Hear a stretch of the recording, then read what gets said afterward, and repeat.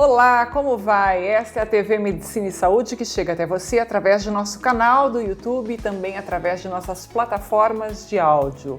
Se você tem algum parente ou amigo portador de diabetes e cuida da saúde e alimentação dessa pessoa, ou se você é portador da doença, é bom conhecer algumas dicas importantes para que possa seguir uma rotina de vida tranquila e normal.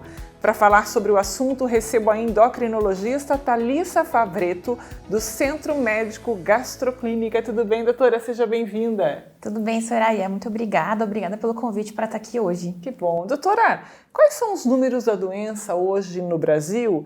E o diabetes, ele é mais incidente em que tipo de público específico? Tem algum público específico?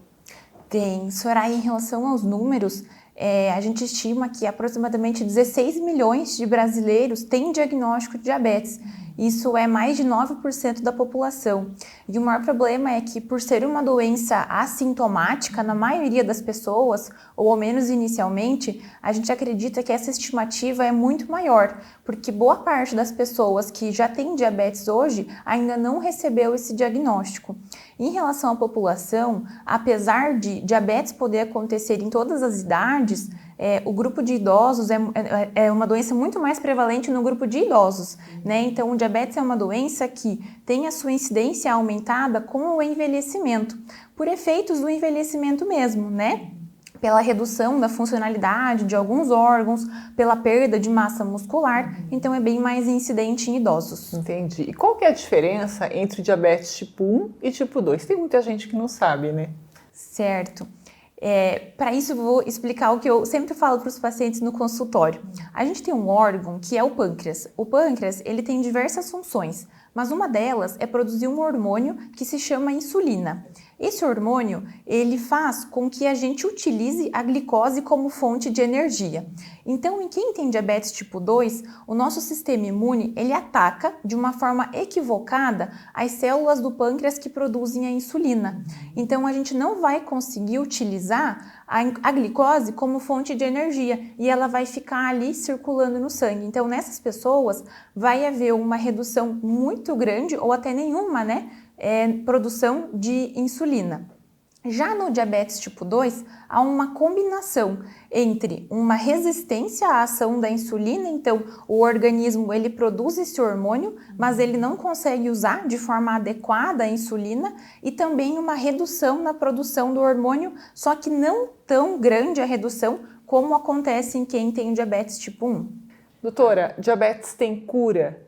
E quais são os tratamentos que existem hoje? Quais são as áreas que envolvem esse tipo de tratamento também? Diabetes é uma doença crônica, então não tem cura. O que pode acontecer é, nos pacientes que têm diabetes tipo 2, o diabetes está muito relacionado à obesidade, ao excesso de peso. Então, nesses pacientes, em alguns casos, com a perda de peso, pode haver uma remissão, um controle do diabetes, e esses pacientes deixarem, então, com a perda de peso, de usar medicação para o diabetes.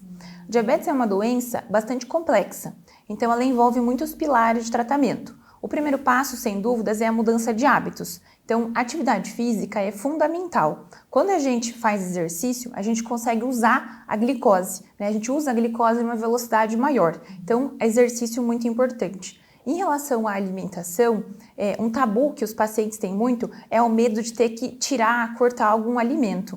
Em quem tem diabetes, não é necessário excluir nenhum grupo alimentar ou nenhum alimento da dieta no dia a dia. O que a gente precisa é um equilíbrio entre os alimentos. É claro que é importante a redução de alimentos açucarados, bebidas açucaradas e alimentos açucarados também, mas isso também pode fazer parte da dieta com um certo equilíbrio. Aumentar o consumo de frutas, de verduras, legumes, carnes, alimentos que têm mais grãos, então, né, produtos integrais com mais fibras, isso também auxilia no controle da doença.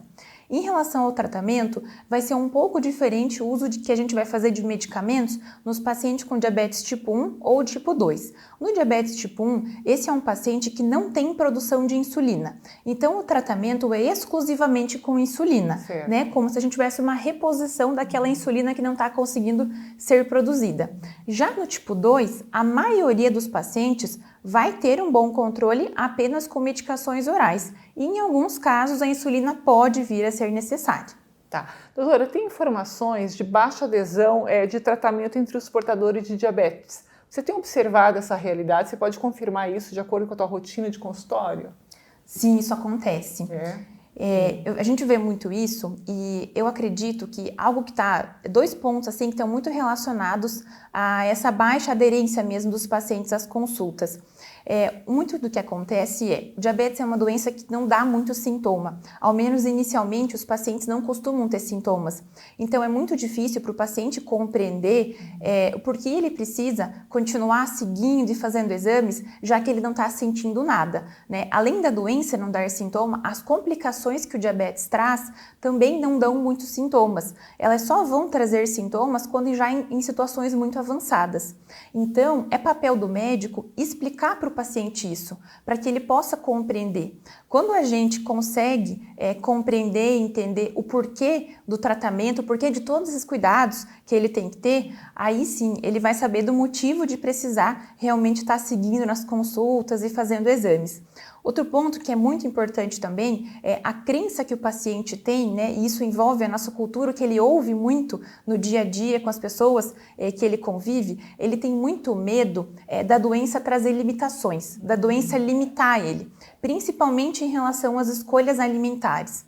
Então é importante o paciente compreender que liberdade é fazer escolhas melhores. É compreender que aconteceu alguma coisa com a gente recebeu o diagnóstico daquela doença e nós temos algumas peculiaridades que a gente vai ter que ter, sim, cuidados no dia a dia. Mas a partir do momento que a gente entende isso, né, que o paciente toma o papel de protagonista da doença e não de vítima da doença, ele consegue viver muito melhor e tomar decisões muito melhores. Doutora, quais são as orientações que você pode passar para quem cuida de uma pessoa diabética, né? Até no sentido de ajudar na rotina de um cuidador ou até mesmo do próprio portador de diabetes? Certo. O cuidador, ele vive muito a doença com o paciente, né? Então, o primeiro passo é buscar informações. A partir do momento que o cuidador ele tem conhecimento, ele consegue ser uma rede de apoio para o paciente, ele consegue ser um facilitador desse processo e isso é fundamental. O paciente ele quer sentir que ele tem apoio, que ele não está sozinho nessa jornada. Então, a primeira dica que eu dou e é essencial tanto para o cuidador quanto para o paciente é buscar informação de qualidade. Hoje nós temos informações de qualidade muito acessíveis na internet. Nós temos o site da Sociedade Brasileira de Diabetes, que tem uma área lá chamada Diabetes Play. Eles gravam diversos vídeos e postam lá rotineiramente, que tem informações muito bacanas. Para os pacientes com diabetes tipo 1, existe a ADJ, que é a Associação de Diabetes Juvenil. Lá também tem bastante informação no site deles, muitos vídeos explicativos. A partir do momento que a gente tem conhecimento da doença, a gente troca o medo pela precaução. O cuidador ele pode facilitar o dia a dia do paciente, ajudando em pequenas tarefas, lembrando o horário dos medicamentos, auxiliando com o preparo da insulina, ajudando na preparação dos alimentos, sendo um apoio mesmo para o paciente. Isso é fundamental. Muito bom. Doutora, tem também umas perguntas da nossa caixinha do Instagram. A gente tem um tempinho ainda, se você puder responder alguns internautas, é muito legal, porque são perguntas que vieram de um público que provavelmente tem esse tipo de interesse, né? Tem uma perguntinha aqui, de quanto em quanto tempo uma pessoa saudável tem que fazer a glicemia, o teste, né? Para se precaver? Isso depende. Se essa pessoa ela tem um histórico na família de alguém com diabetes, é importante que a partir dos 25 anos de idade ela já faça exames de rotina. Se ela fez o exame e o exame veio normal, aí ela pode fazer exames de rotina para pesquisar diabetes a cada 3 anos. Se essa pessoa ela já tem, por exemplo, um excesso de peso, pressão alta, alterações de colesterol, triglicerídeo, então, portanto, um risco maior de desenvolver diabetes, esses exames de rotina já podem ser incluídos mais cedo, A partir do momento que esses outros problemas de saúde aparecem, ela já pode fazer os exames de rotina e aí talvez seja necessário repetir também com uma frequência um pouco maior, anualmente, por exemplo. Entendi, perfeito. A gente vai anotando aí, hein? Qual é o tratamento básico para quem possui hipoglicemia? Tem cura?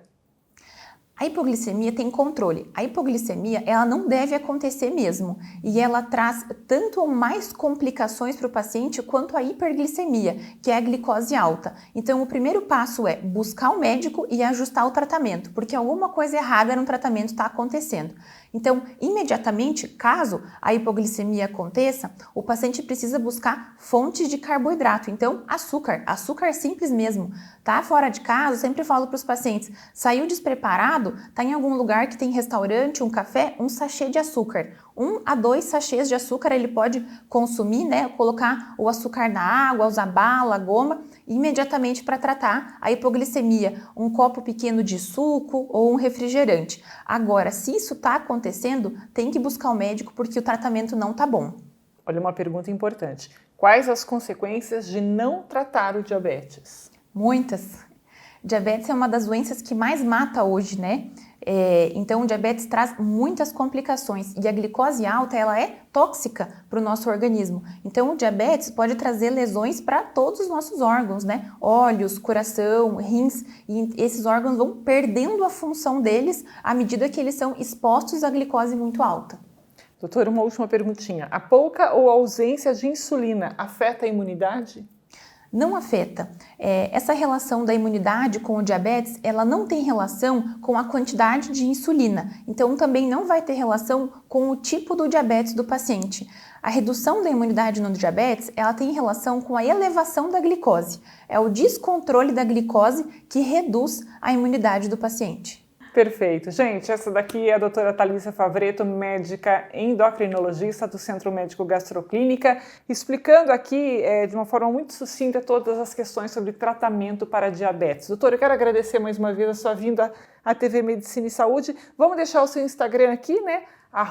@Thalissa, TH, hein, gente? Thalissa.endócrino. E também @gastrocascavel. Ali tem todas as informações, tem vídeos, tem posts informativos. Vocês podem mandar um direct, a doutora responde também? Pode mandar, respondo sim.